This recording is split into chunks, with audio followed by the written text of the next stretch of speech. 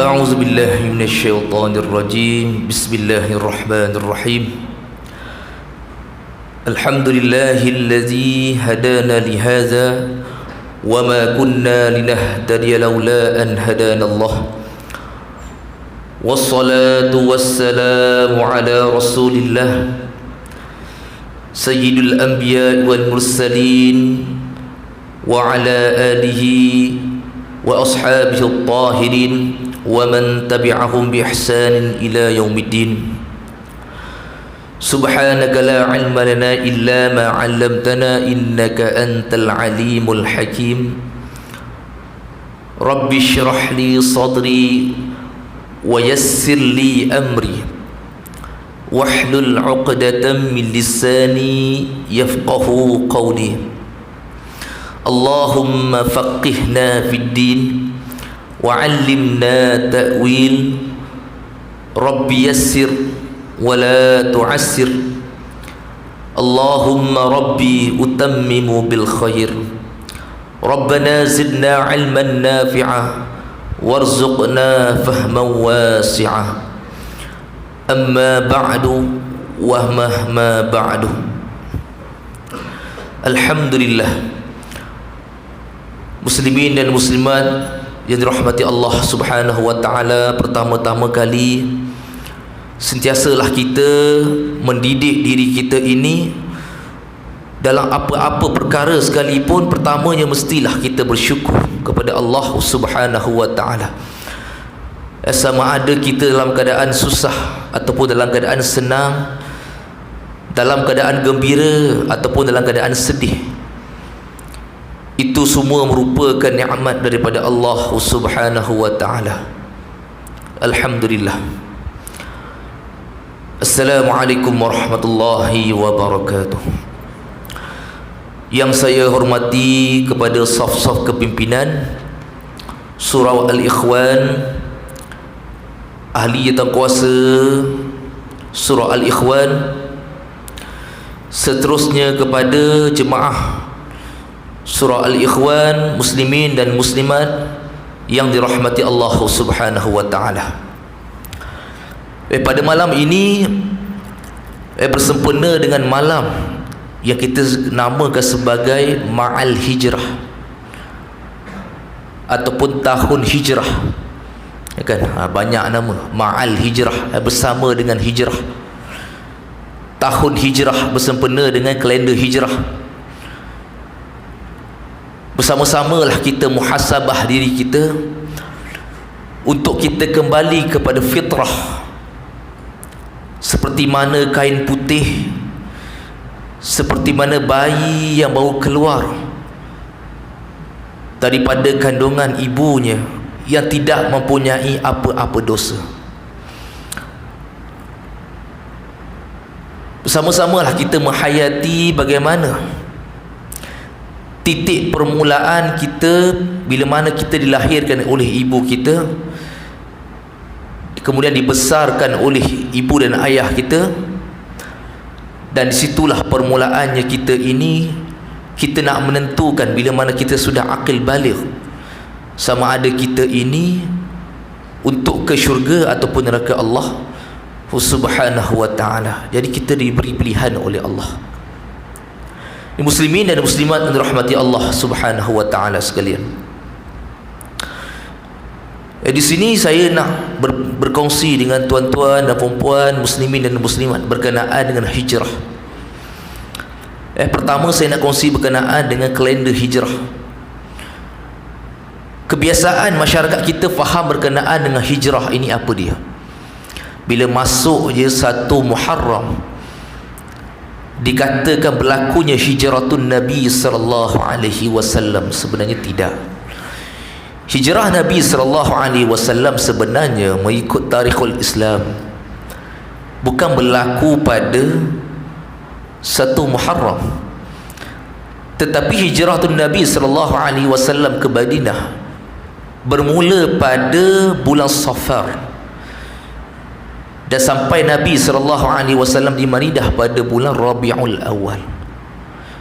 Jadi yang kita faham Nabi berhijrah pada 1 Muharram, tidak.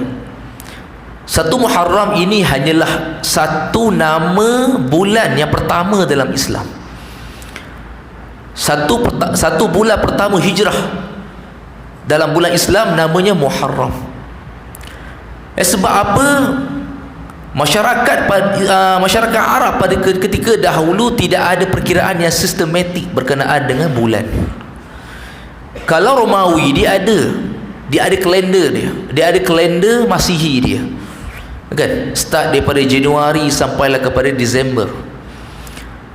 Tetapi masyarakat Islam pada ketika itu tidak ada perkiraan bulan yang betul. Yang saya bacakan tadi pada permulaan, iaitulah berkenaan dengan kalender Islam yang saya sebutkan tadi.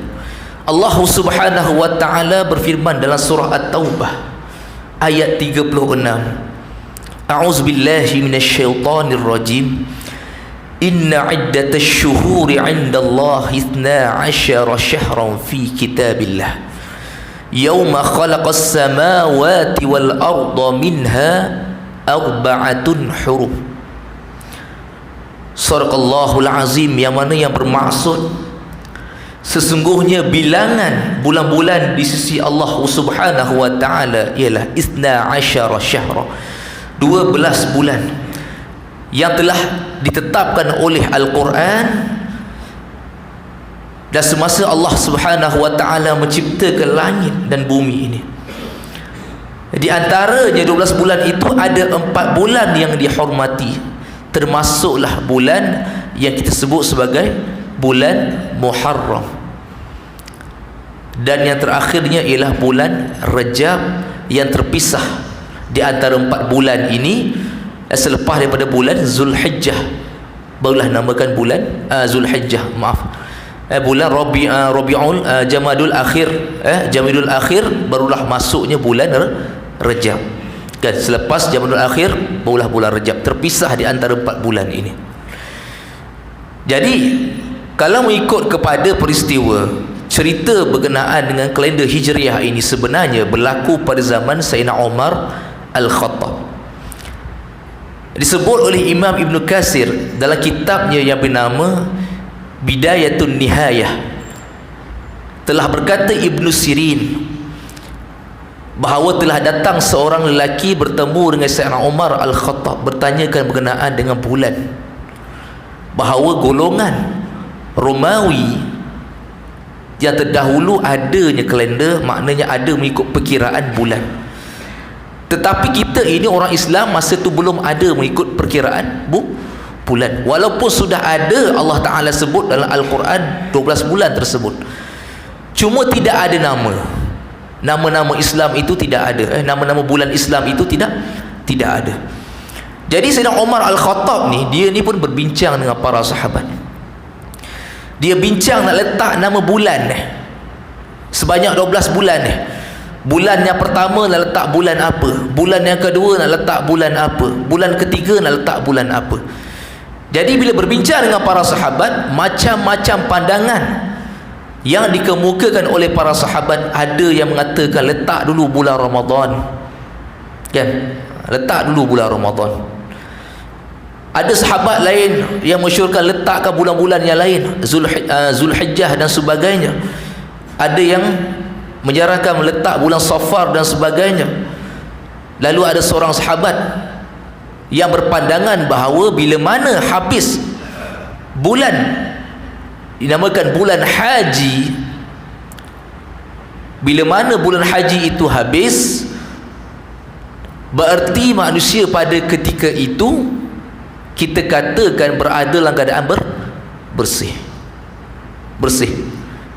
Jadi bila mana ada Zulhijjah, letakkan pada awal satu tanggal bulan Islam ialah bulan Muharram.